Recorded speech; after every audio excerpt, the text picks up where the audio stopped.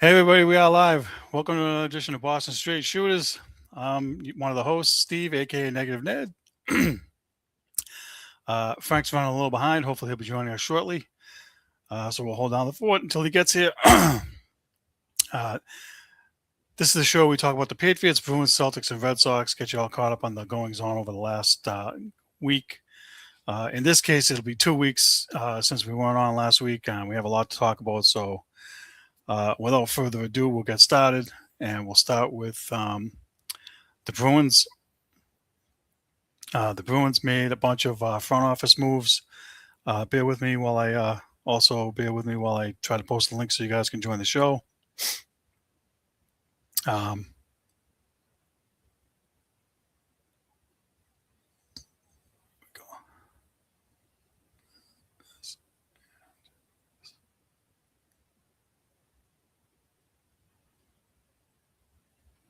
okay.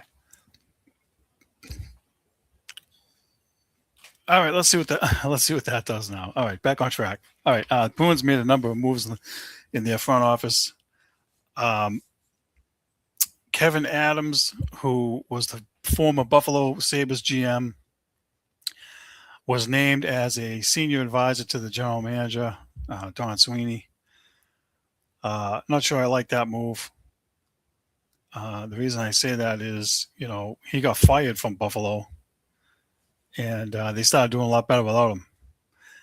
And maybe some of the success they had could be attributed to the players that they drafted, but I'm skeptical of a guy that's not had success and has been kind of a bottom feeder for at least the last 10 or 15 years.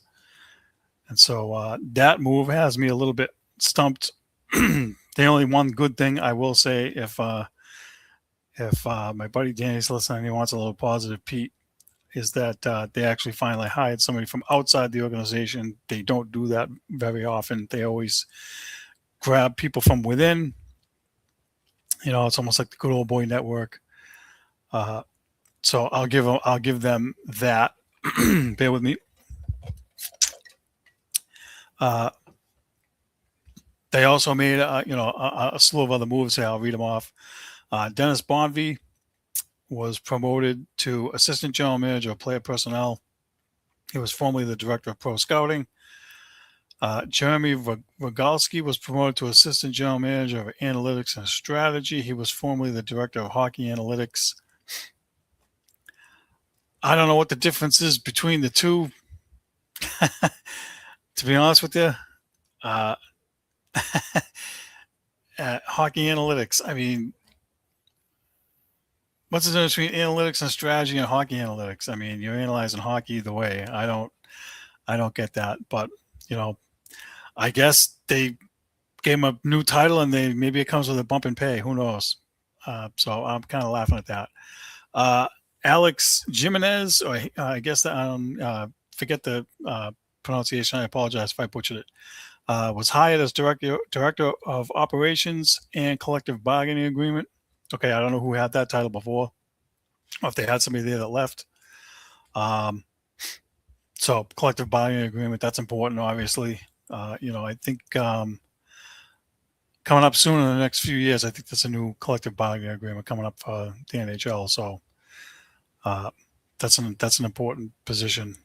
Evan Gold, the previous assistant GM, will leave the organization on August 1st to pursue other NHL opportunities. Assistant GM, obviously involved with, the draft and the free agent moves and whatnot. And, Don Sweeney's right-hand man, so to speak. So I can't speak to, how good he is or where he's going or if he's going to go be a GM somewhere. I have no clue. But they replaced him with Dennis Bonvie, so that's not an issue anymore. Jamie Langenbrunner, former NHL player. I'm going to say New Jersey and Dallas. Those two teams ring a bell with me. New Jersey for sure. Was the former assistant GM. He previously held the same title as Bonvie.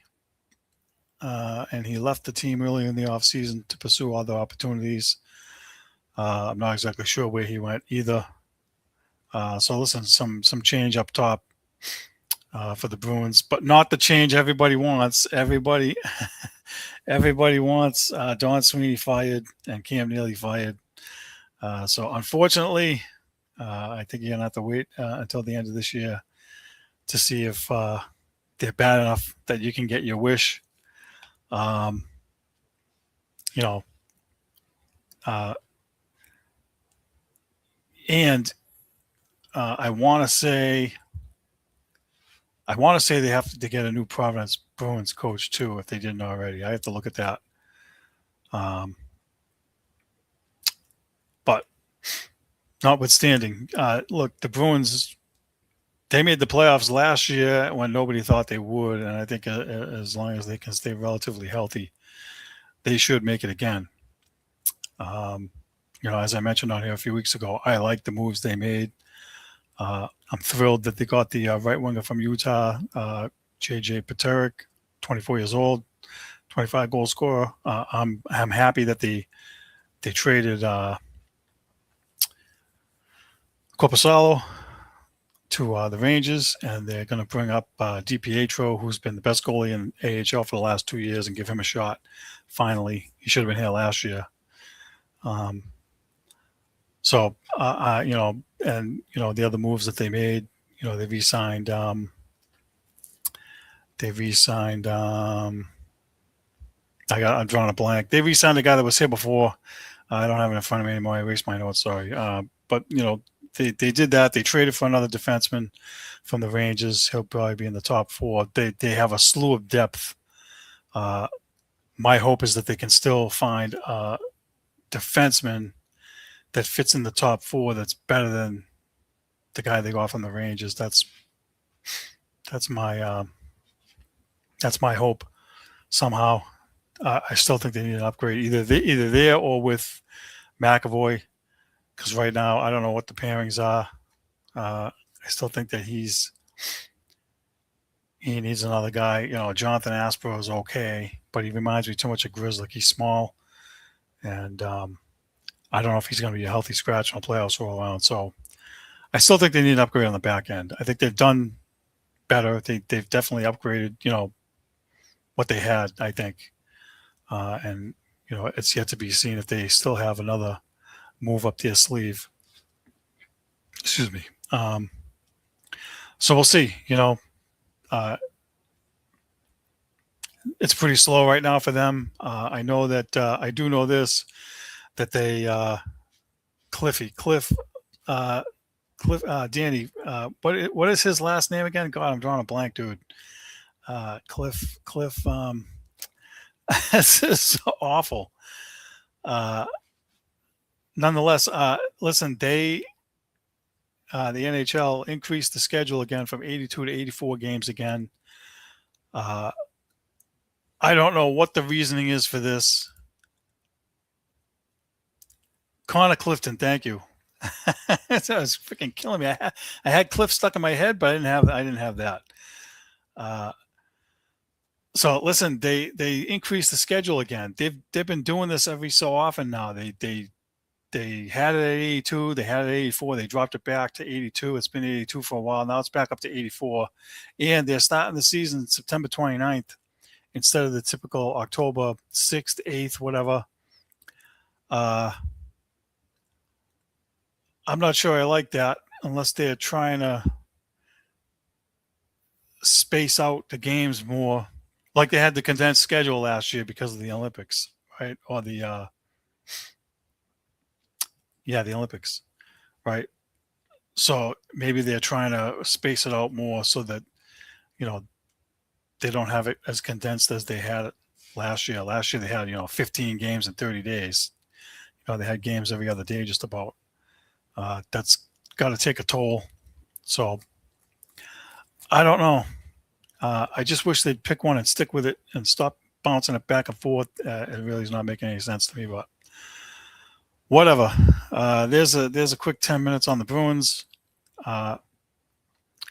Watching the time, let's move on. we are going to talk Red Sox extensively, so I'm going to hold off on them for a little bit. We have Patriots training camp starting tomorrow. I cannot believe this. We say this every year. The Super Bowl ends, then the draft comes, and every time it's like, oh, training camp's right around the corner. It's tomorrow. It's tomorrow. And tomorrow and Saturday and Sunday they start. I can't believe it. I have a listing of the whole schedule. I'll post it on our page after the show. I have been to the Patriots training camp a couple times. It's pretty good. Obviously lots of people show up. The players, they do the workout, practice and whatnot, but then, a bunch of them will go sign autographs for the fans and so forth. I was lucky the last time I went with my neighbor. We were lucky to get a spot under a tree and get out of the sun because it was like hot, like 90s. And so, you can only get so much out of, training camp when they're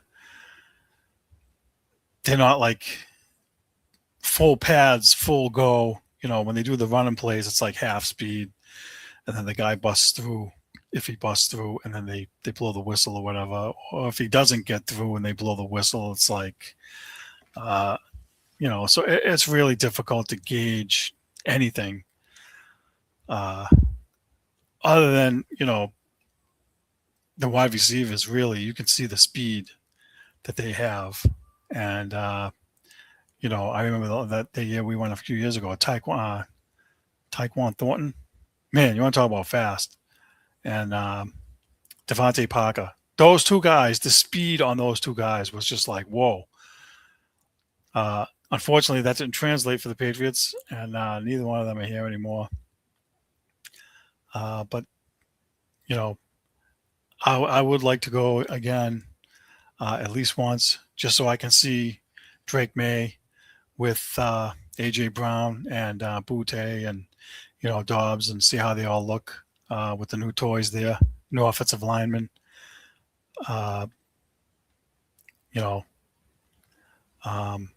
It's, it's minor the first probably a week or so. And then as it gets closer to when they start the games, the exhibition season, which I believe is like right around the first week of August. I don't have that yet either, but we'll post that too. We'll post a preseason schedule. I do know that at the end, the last two practices they have 3 practices in August. One of them is with the Indianapolis Colts, and the last 2 are with the Philadelphia Eagles. And if anybody remembers last year, when they had the joint practice with Philly, there was some fisticuffs going on. Mike Vrabel jumped in and got a cut on his face and was bleeding and whatever. Don't know if we'll get any of that again. But, I'm definitely looking forward to this year. Everybody's looking forward to this year. Drake May took a huge leap last year, finished second in the MVP voting. He's finally got the same offensive coordinator for a second year in a row, Josh McDaniels. He should be, it should look better coming from him. Last year, obviously with the new system and all the new plays and all that and getting used to, Josh and whatever's going on there, it was slower and more deliberate probably. Excuse me. Slower and more deliberate because he's trying to get it right and not make mistakes. This year, my hope is that they can do a little bit more up-tempo stuff. Because last year there were times where they needed to be like in the no huddle and they couldn't do it. Especially his first year, that wasn't just an absolute no, period, just the way that team was. But this year, I think that with the additions and his knowledge now of that system, I would like to see some more up-tempo from them. I'm looking forward to seeing the running game with the fullback they got from Buffalo. I'm looking forward to seeing how that's going to work.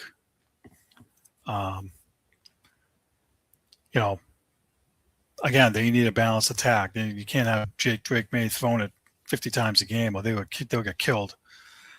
And we also need to see something from the defensive line, what they're going to do there, because they don't obviously really have like the big name pass rusher. Last year they were okay, but there's times where they really need to get at the quarterbacks, and their schedule is much harder this year, so they're going to be playing better quarterbacks, and it's not going to be as easy for them as it was last year. So I'm just looking forward to seeing what's going on.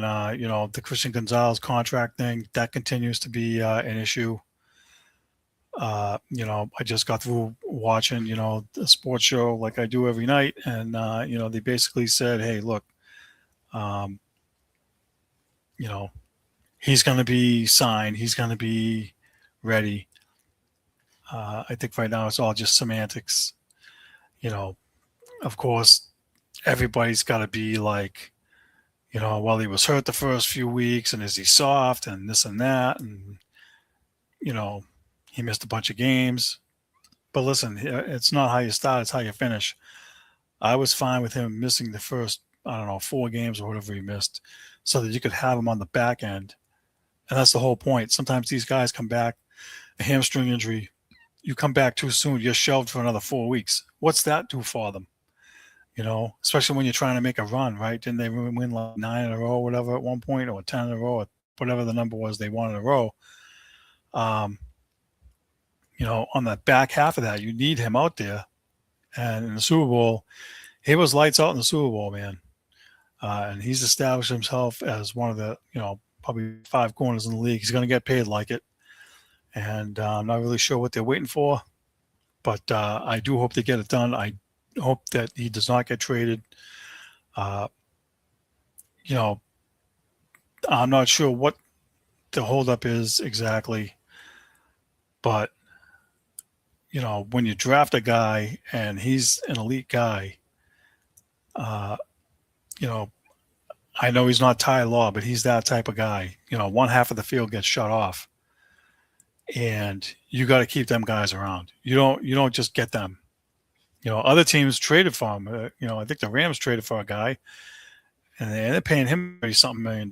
And some other guys moved around, signed with some teams, and they're getting $30-something million. And there's a reason for that. They know that they need those guys on the back end. You can have a great pass rush, but if you can't stop anybody in the passing game, and get a shutdown guy, it's a free for all. I'll look at a team like Cincinnati that basically, had a ton of offensive weapons, not really that much on the back end. They went and made a bunch of signings. They signed defensive linemen. They signed I want to say either a safety or a cornerback. So, Joe Burrow is a young guy too. He's been kind of brittle.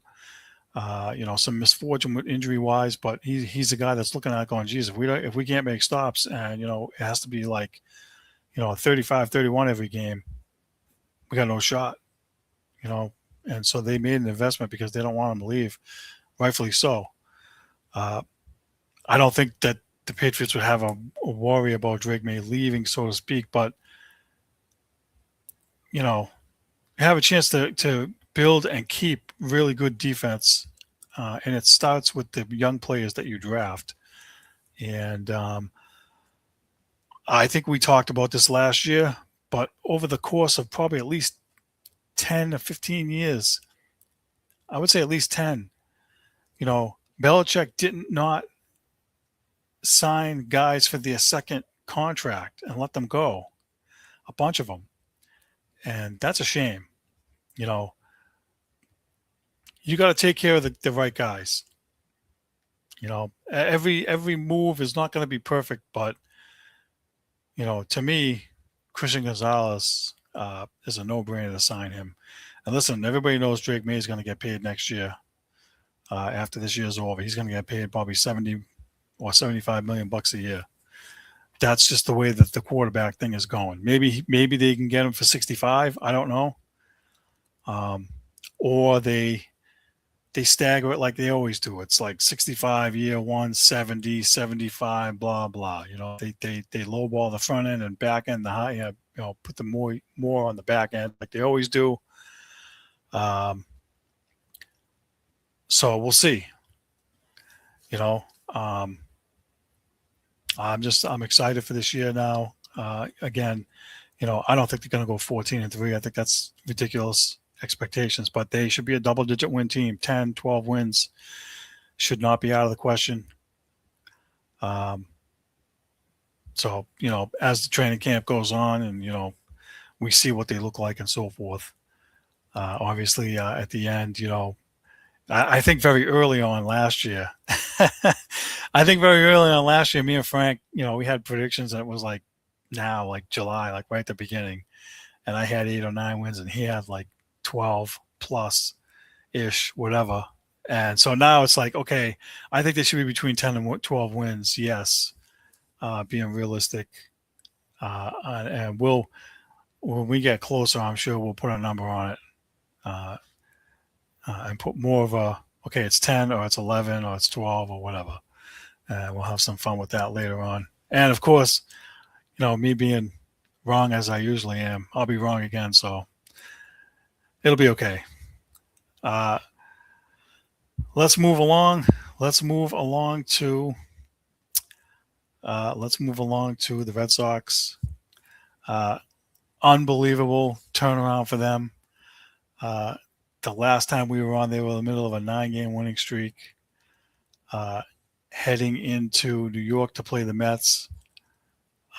So that we had the All-Star break. So they actually, I don't think they had won the 9 yet. I think it was 6 that they had won. They had swept. They had swept the Angels and the White Sox. They had the Mets coming up, and then the All-Star break. So they had won 6. They swept the Mets. They go into the break, 9-game winning streak. They come out of the break, and the first test/challenge for them is the first place Tampa Bay Rays. They sweep the Rays 4-0. Just unbelievable.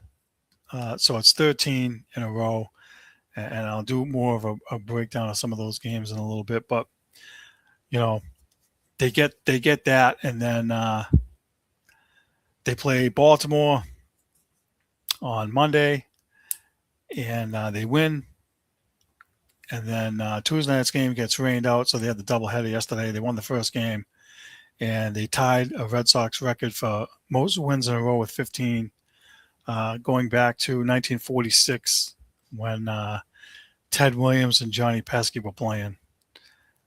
And so it's been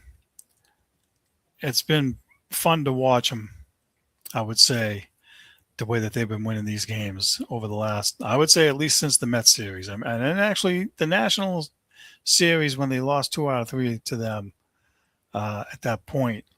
So they had swept the Yankees.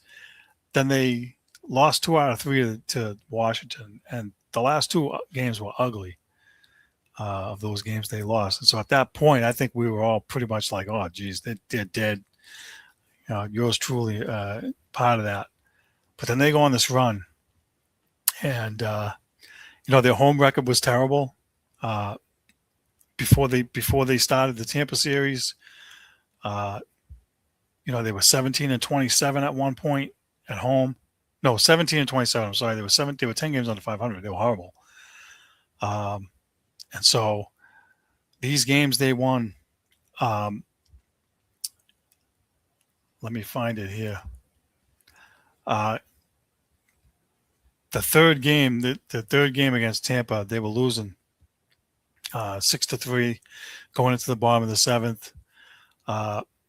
They managed to get it to within 6-5, and then William Abreu hit a 2-run homer. He actually had 2 home runs in the same game. He had a 2-run homer earlier in the game, and he hit another 2-run homer.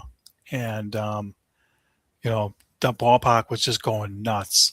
I haven't seen Fenway this amped up in quite a while.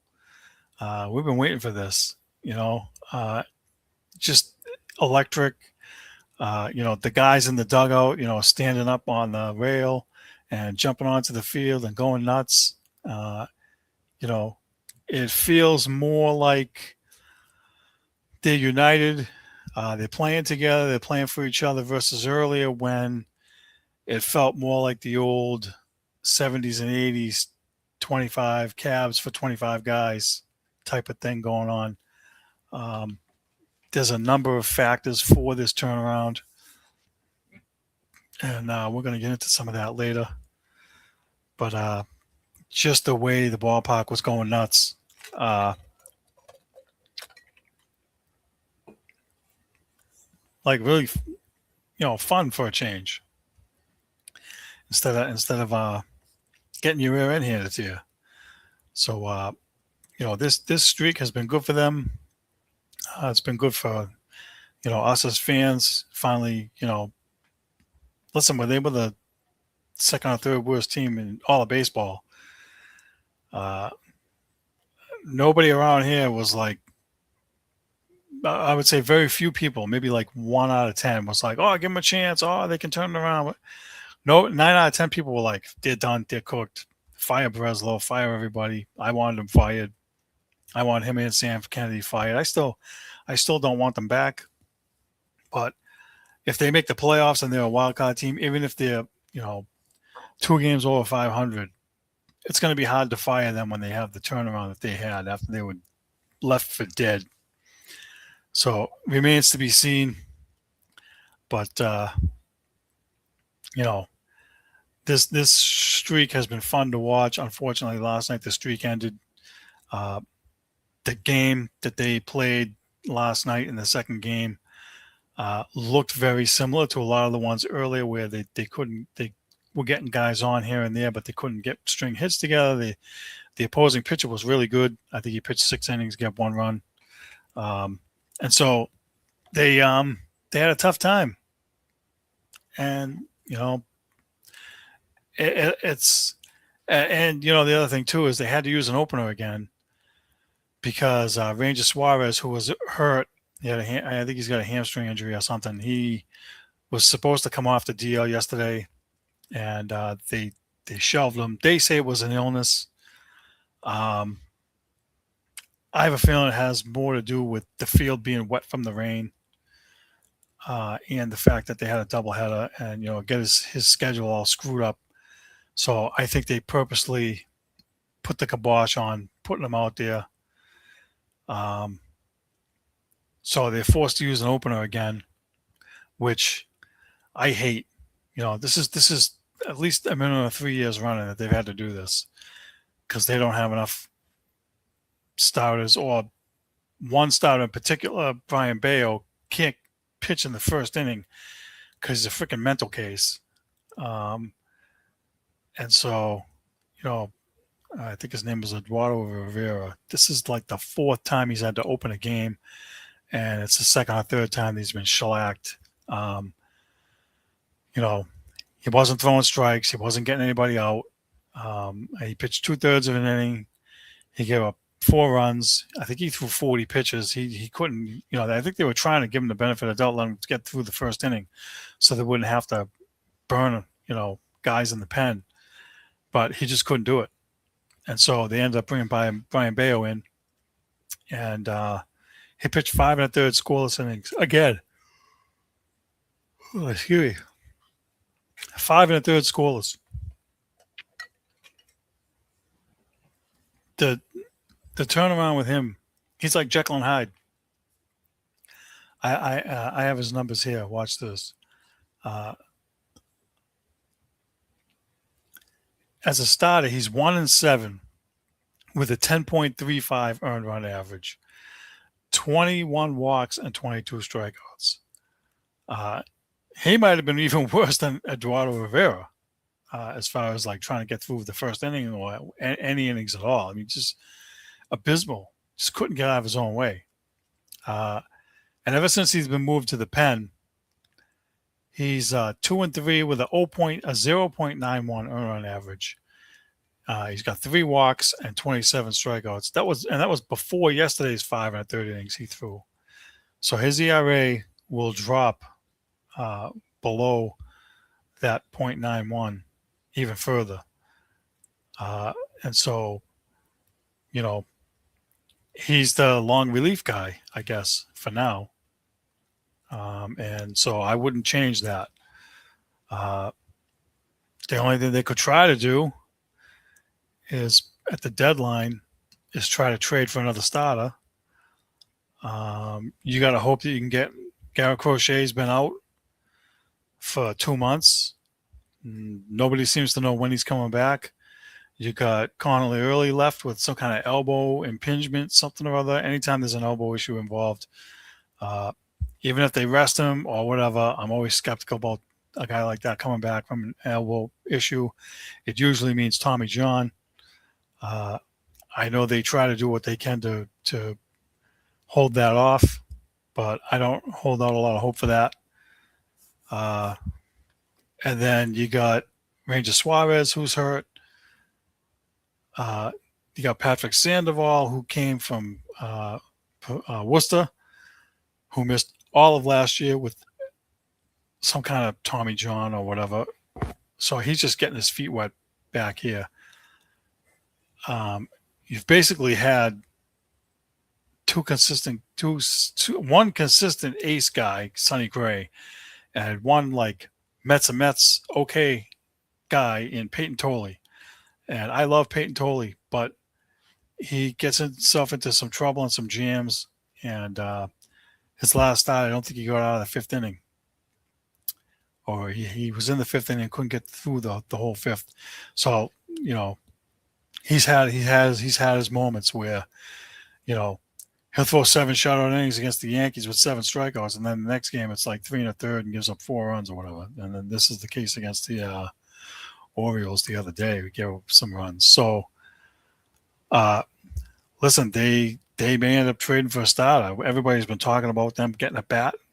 We've been hopping on them for not having a big thumper in the lineup, a 30 home run guy. There's all kinds of rumors flying around about who they're going to get. I just heard another one right before we came on. I forget the guy's name. I think he's Nieto or something from Anaheim. He's got 19 home runs. Maybe you can get him. But they got to get it. They got to get another guy in the lineup for sure. I think the pitching, you know, the starters for the most part, I would say for the most part, up through this streak, even before the streak, the starters were not a problem really, other than Bayo and Rivera. The other guys, you know, pitching pretty good. And the bullpen, after some rockiness with the relievers blowing the saves and so forth, especially Weissert, who was pissing me off. You know, I didn't realize until it was mentioned that the bullpen has the best ERA in all baseball with 3.09, and they're ahead of I want to say the Braves and the Yankees are the next two. So, you know, Garrett Whitlock's been good. Obviously, Chapman's been good. You know, they're getting key contributions from some other guys, and you know, they're not falling apart like they were before. So, you know, these the way that they've done this has really been miraculous. If you remember earlier in the year, every game they had that was like a 2-1, 3-2, 3-1, whatever. You know, however many times they get shut out, they got guys on base. They would be like 0 for 8 with runners in scoring position, or 1 for 9. You know, I think in a 3-game stretch earlier, they were 1 for 24 with runners in scoring position. Couldn't buy a hit. They were striking out a crap ton. You know, you look at the box score, it's 12, 14, 15 times in a game. They just looked lifeless. The pitches they were swinging at were horrible. They still all swing at bad pitches. And this is across all the players in the major leagues. They either don't know the strike zone, or because of this new launch angle, BS logic. Uh, they just swing for the fence and they don't worry about striking out anymore. These guys all strike out 150, 200 times a year and they don't bat an eyelash over it. Um, I still don't get that. I don't like it. Uh, there's no more Wade Boggs, Tony Gwynn, Rod Carew, hitting 360, 370 anymore. Those days are long gone. And I looked it up. There's only 8 players in all of Major League Baseball across 30 teams that are hitting 300 or above. Before, that number would be like 25 or 30. There would be a slew of guys hitting over 300. Now it's not even 10. That's putrid. And, I've been blaming the launch angle stuff and the new philosophy of the home runs and all that nonsense, the drive line crap. But, I talked to Frank the other day, and he brought up a good point that I didn't think of. He thinks that the pitch clock is speeding the hitters up so the pitchers have the advantage. And it kind of makes sense. Think about all the bull crap they would Mickey Mouse, cat and mouse bull crap the guys would do. The pitcher would look in for the sign, shake the catcher off, look in again, shake him off probably 2 more times, then throw over to first base twice in a row, then shake the pitcher off again. Then when the pitcher's finally ready, the batter would ask for time and step out of the box and do like no amount of futz with his gloves or his crotch, his cup or whatever. And, there would be a huge delay and no action and no pitches thrown for like a minute or 2 minutes. And so, listen, I clamored for the pitch clock. I'm glad they put the pitch clock in. They absolutely needed it. It has made the game better. But I do kind of understand where Frank is coming from because now, the hitters only have, X amount of time now. They can't just keep stepping out of the box and asking for time. I think they can only do it twice in at bat. I'm not 100% sure. I have to look that up, but it's much less than it used to be. Guy can't just sit there and call time every 2 seconds. You know what I mean? The pitch clock's running, ball's coming in. I get where Frank is coming from with that, but I still don't use it as an excuse because these guys take batting practice every single day. They have to know what the strike zone is. It's up to the hitting coach to get these guys to work on going the opposite way, doing the little things. The Red Sox in like a week had 6 sacrifice bunts or just 6 bunts in general. And they hadn't had that for years. The small ball that they're playing now is because I think that Breslow realizes his rear end is on the line. And so there's been a shift. And I don't care what anybody says because I've talked about this for 3 years now, at least when Cora was here. They did the same thing. Did the same thing earlier this year, too. They have a streak where they strike out a boatload. They can't score runs. Then they dial it back and they start hitting the other way and they stop striking out and they get like 6 or 8 strikeouts in a game instead of double digits 12. And it looks good and they start scoring runs. Then it works for a little bit and they revert back to the same launch angle, drive line, bull crap because the analytics morons upstairs kept trying to force Alex Cora to use their method. And so I still think, people are giving the manager credit and they're giving Breslow credit and this and that, and they're dumping all over Cora. And I'm sorry, he was set up poorly. And again, part of it is on him to an extent, because if you knew it was going to be like this, why did you sign a 3-year extension? The money looks good. So, he was right, but you got to pick a lane, dude. You knew it was going to be like this. You knew they were going to feed you young guys, and you knew they were going to give you analytic garbage. You still took the paycheck. So the complaining he was doing, again, I get it because he's a damn good manager when he has like a real team to work with. Having Alex Bregman last year when they signed him, a real veteran guy, bona fide all-star type player, makes a difference. but just their philosophy has definitely shifted. I think that a guy like Caleb Durbin, who I had as one of my predictions, getting sent down to Worcester when he was sitting like 160 last month. Uh, and we talked about this too when he turned it around. It basically, told the front office, I didn't tell him, but he basically showed him like, hey, F this. I'm going to the guys up on the North Shore and fix my swing. I'm not doing this drive line crap anymore. I'm done with it. And he went and fixed himself, and to his credit. And you know, they might be mad at him, or they might have got mad at him and said, "Oh, you shouldn't have done that." But he basically, listen, we don't know what goes on behind closed doors. He could have just said, "Hey, I'm done with this. You guys want to trade me? You guys want to send me to Worcester? Fine, but this is what I'm doing because you ruined my career." You know, if it was me, that's what I would. That's what I would be like.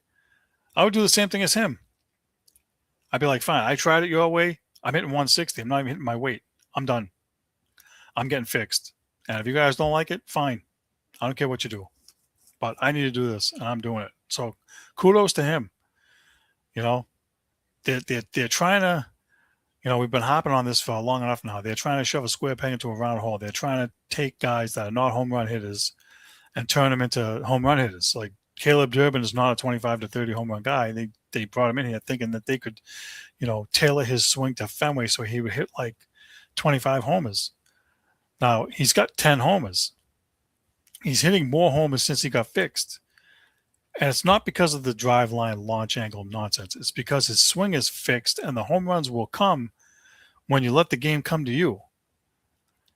It's different when you have Big Poppy and Manny and big boppers like that. They look for the pitches to hit for home runs. It's a totally different thing. So, his turnaround, the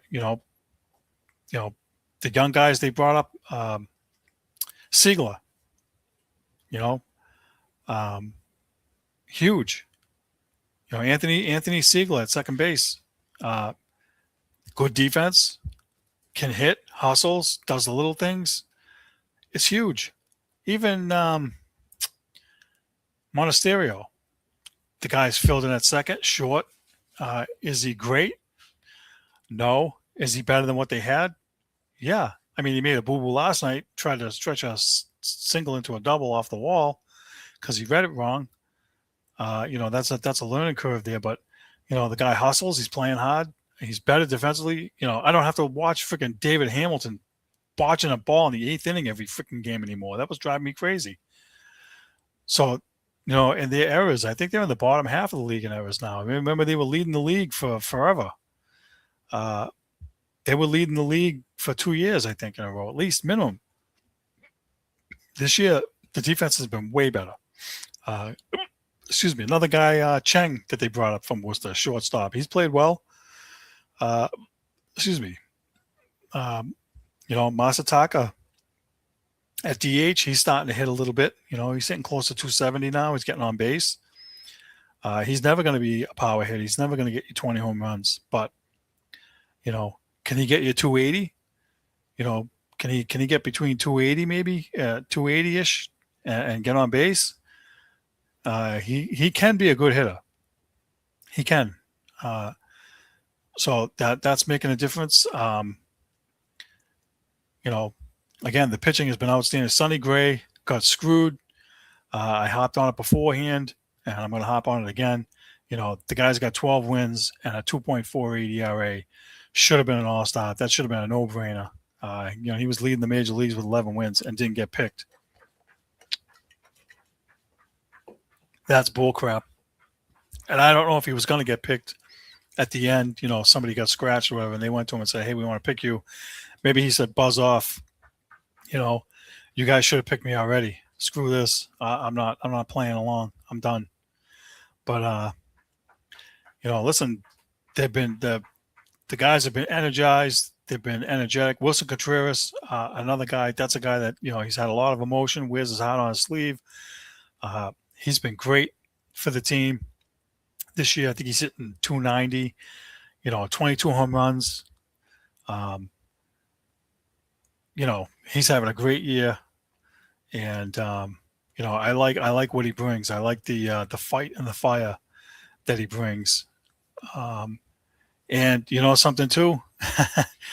uh, this is the third time now that one of the veterans has mentioned about the young guys uh, coming to the ballpark, doing the right things.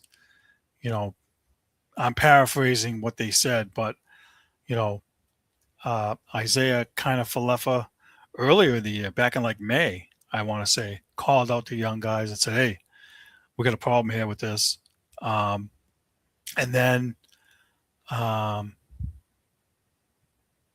don't know if it was Sonny Gray. I forget who the second guy was, or somebody else called him out too and said, "Hey, the young guys, it might have even been the manager, but they mentioned that the young guys are like, hey, there's an issue with this. They're not on board. They're partying too much, or whatever it is. Not they got their big contract, and they're not doing what they should be doing now." Or last week, Aroldis Chapman spouted off something about it. So listen, you got young, hungry guys in there that don't have big contracts, and I think that's part of the problem is they overpaid these young guys early. Christian Campbell, $8 million a year.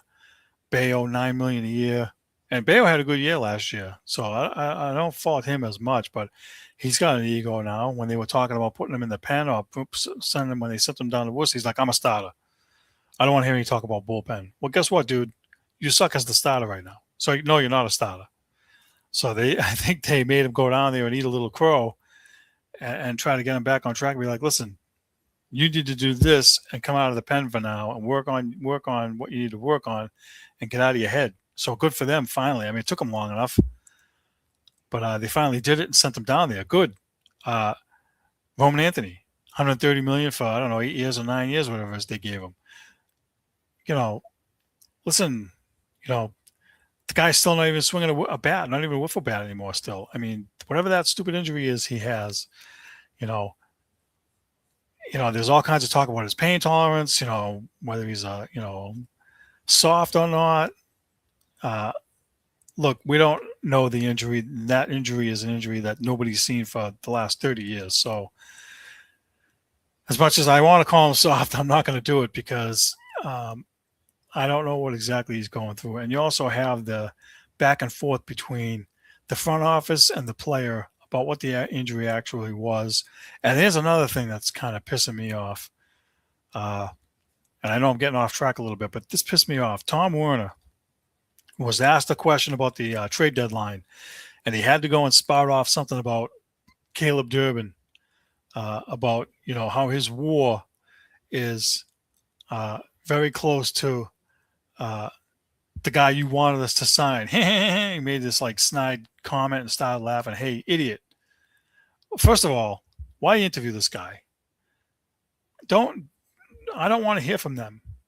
They cannot wait to like toot their own horn, pat themselves on the back, blow smoke. It's like last year he had the stupid full throttle nonsense, or 2 years ago, whatever that was. And I just don't want to hear from him. You guys just shut the hell up, enjoy the ride, keep quiet, and just sit in the box up there and shut the hell up. That pissed me off. But as far as what they've been doing, listen, kudos to them. Kudos to them. I thought they were dead. A month ago, gone. Third worst record in baseball. You're done. Cook. Bye. I saw no way out. And I knew it, and everybody else knew it. The way they were playing, the strikeouts. I did a count of their strikeouts over the last 15 games. Right? Only in 4 games did they strike out 10 times or more. The last 1, 2, 3, 4, 5, 6, 7, the last 8 games,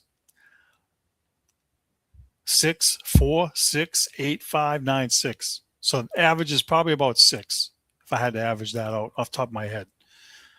That's way better than 11, 13, 15, the way they were going and not getting any hits at all.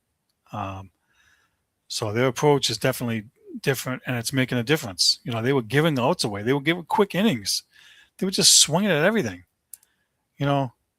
You look up, the guy's got an 8-pitch inning for the other team because everybody's just swinging like nuts. Like, how about no, dude? You guys, terrible. And, I just think that I hope they can keep it going. The sports radio guys, of course, you know, made a point, and I kind of get it. It's like, hey, these young guys can give you a spark for 20 games, 30 games, maybe, but not 60, 80, 90 games. If you're asking them to carry that load and they are basically AAA guys or 4A players, it's asking an awful lot. Now, I don't disagree with what he's trying to say, what they're trying to say, but when you have camaraderie and you have chemistry, I think that part of it goes away. The way that if you watch them, the difference between earlier in the year when everybody would sit in the dugout moping versus everybody on the top step, and jumping around and whatnot and cheering and when things go good. I mean, I just think that they can. Not to say that they're going to be all-star caliber players. They can wind up back in Worcester like that, right? But enjoy it for what it is. Ride the wave. I'm worried. Trevor Story's supposed to come back sometime next month, in the next few weeks or whatever. If it was me and I was in the front office, I'd be like, dude, we're putting you on a 60-day DL. We're keeping you there the rest of the year. You're done. Sit out. We don't need you. Collect your paycheck. Come back next year in spring training. That's what I would do with him because, and Frank mentioned this too when we chatted. He worried about a guy like him coming back and messing up the chemistry. Roman Anthony, another guy whose bat they desperately need because when he's right, he's going to have 280 batting average. He's going to have a 400 on base percentage, and he's going to be good for the lineup. But what about him? What if he comes in and slumps bad because he's out of sync? There's some things that can happen that can go wrong. And I'm hoping that that's not the case. So listen, let's hope they can start a new streak. They're going to have tougher competition coming up, starting with Toronto tomorrow night. Their record against Toronto is 1-5 this year. Toronto was in the World Series last year. They've struggled mightily. They're in last place now, where you were. But can't take them lightly. They have good pitching. They have mashes in the lineup. And just got to hope that Red Sox can keep going. All right, let's talk quickly about let's switch gears now. I rambled on about them way too long, probably. Let's switch gears to the Celtics. The Celtics yesterday extended Jordan Walsh. I want to say 3 years, $15 million. Let me pull it up here because I got it. Hold on. 3 years, $16 million. Where is he? Right here. 3 years, $16 million. He's signed through 2030 now. If anybody remembers before that, a few weeks before that, they re-signed Neemias Queta, the center, 4 years, $56 million. And they also re-signed Ron Harper Jr. for 3 years and $13.7 million. So these guys are bench guys. Well, Kate is a starter. But the other guys are on the bench. And so it's interesting. Jordan Walsh is a good defender. He needs to work on his offense a little bit. But he's a good defender in spurts. He can provide spark. I know Missoula was using him in the starting lineup for a little bit early on last year. It worked kind of, but then it stopped working, so he had to scrap it. So he's a good role player though. He's good when you need some stops on defense. And again, kudos to him and Baylor Scheinman and Hugo Gonzalez, all guys that stepped up defensively and gave the team a spark. There's a bunch of Bradley Beal rumors going around. I think he's a free agent. I think he's, 36 or something. I'm not sure exactly how old he is. I didn't get a chance to really look. But, supposedly he's like best friends with Jason Tatum. And they had been talking earlier about trying to get him here. And now, in order for them to sign him, the veteran minimum is 3.9 million, which puts them over the salary cap. They have 1.7 million of space before the luxury tax, and they have an open roster spot. But in order to get him and stay under the luxury tax, they'd have to cut somebody, and it says they'd have to cut. It would put them 2.2 million over the luxury tax, which means they'd have to shed salary by February. And they have Mike Conley and his 2.4 million being shed at that time. So I don't know, why sign that guy then? He's 39 years old. It's his 20th year. There was some talk about him being brought in as like a coach, kind of like an on-court coach, kind of. He's got 20 years of experience. He'll provide something for the young guys. But what's the point of bringing him in if you're going to bring in Bradley Beal and then cut him? How effective is that going to be? Or they just, and I get it, maybe they have until February to get rid of him, and then you just use them until February, and then you just cut them and say bye. I don't know. I don't understand it, but whatever. I am not in the question Brad Stevens camp like some people are. Everybody's all upset about him over the Jaylen Brown trade. They think it was him. I still blame the owner, even though he said that, it's not the money, and, Brad Stevens, doesn't have a mandate from ownership to cut payroll. I think it's both.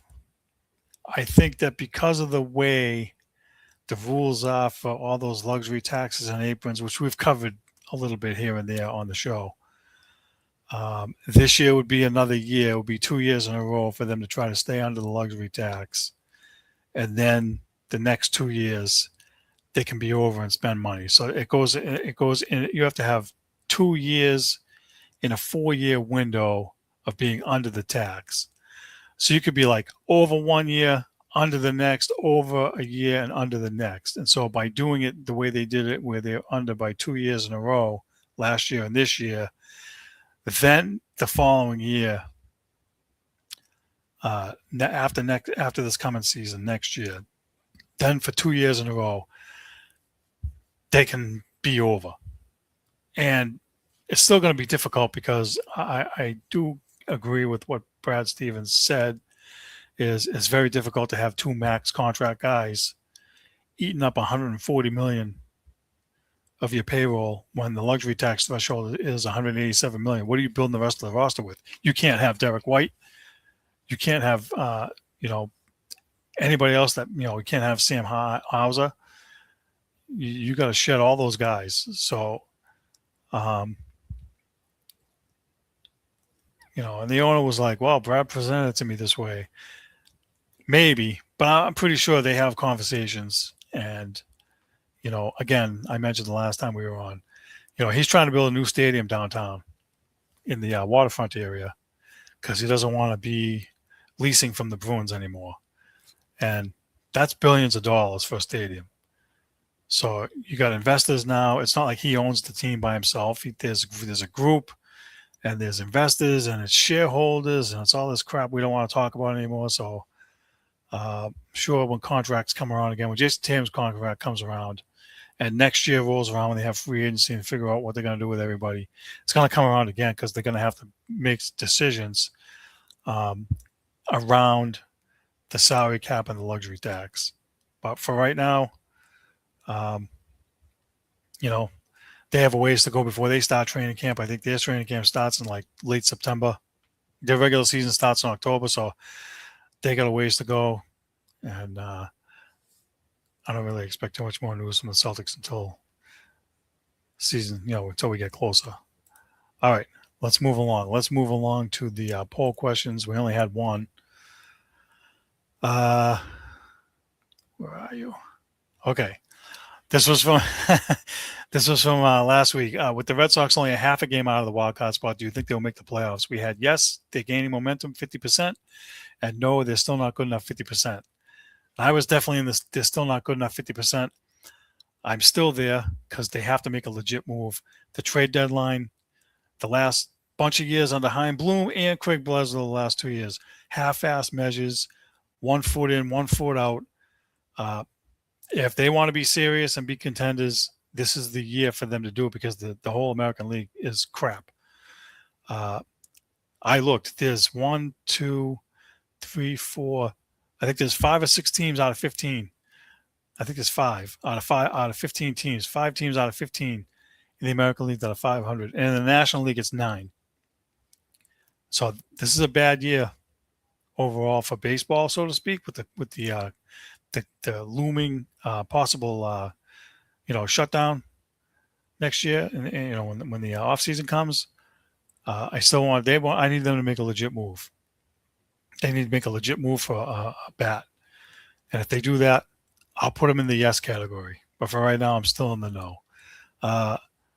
Let's move on to the weekly predictions. The last time we were on, I said the Bruins would make another trade for a top 4 defenseman. Wrong, and they have not done that yet. I'm still waiting for that. I said the Red Sox would lose 2 out of 3 to the Mets. Wrong. I just didn't expect them to keep it rolling. I really didn't. And the last one I had was Sonny Gray gets added to the All-Star roster. Wrong. 0 for 3. I struck out as usual. As far as this week's predictions, I think I have 2, and maybe you could put them in the same prediction, but I'll keep them separate just in case there's 2 different trades, right? I say they pull a surprise trade ahead of the deadline. They get ahead of it, like in the next week, this week coming up. If they're still winning, they're going to get the bat because that's what they need. And then the other part of that, this will be a second prediction, but I think they're going to trade Jarren Duran. I think he's going to be part of a package somewhere along the line, either this upcoming week or before the deadline comes around. I think he's getting traded. They've been trying to trade him. Unfortunately, they're valuing him higher than what the rest of the baseball is valuing him now because he's only hitting 190.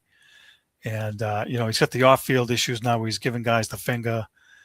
And I'm not going to get into any of that stuff right now, but that's an issue that, maybe he needs to get out of here and go to a place where it's less stressful like California or Florida or some other no-name team. And, he won't have to deal with that. But that's it. That's all I got.